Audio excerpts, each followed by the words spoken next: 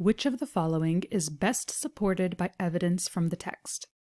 A. Gutenberg's idea was a tremendous success that made him incredibly wealthy. B. Gutenberg's idea didn't catch on in his lifetime, but grew very popular after his death. C. Gutenberg's idea did not make him rich, but spread very quickly. Or D. Gutenberg's idea did not catch on right away, but made him incredibly rich over time.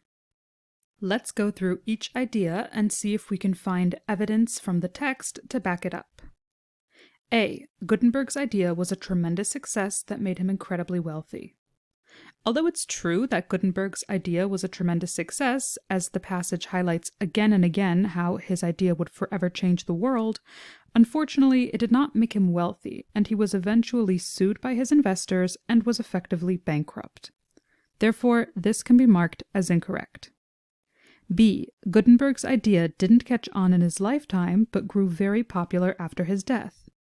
When describing the first batch of Gutenberg Bibles, the text tells us that Gutenberg produced between 165 and 185 of these Bibles, which sold out almost immediately. Based on this, we can infer that Gutenberg's idea was very popular even in his lifetime. This can be marked as incorrect. C. Gutenberg's idea did not make him rich, but spread very quickly. As we just stated, we see proof to Gutenberg's idea spreading quickly when his first batch of Bibles sold out. In terms of not making him rich, we also saw proof earlier of Gutenberg's poverty. He was sued and effectively bankrupt. Because both of these facts can be backed up by the text, it is very likely our answer, but we're going to go on just in case. D. Gutenberg's idea did not catch on right away, but made him incredibly rich over time. As we've already proven from the text, this sentence is wrong on both accounts. Gutenberg's idea caught on right away, and it did not make him rich by any means.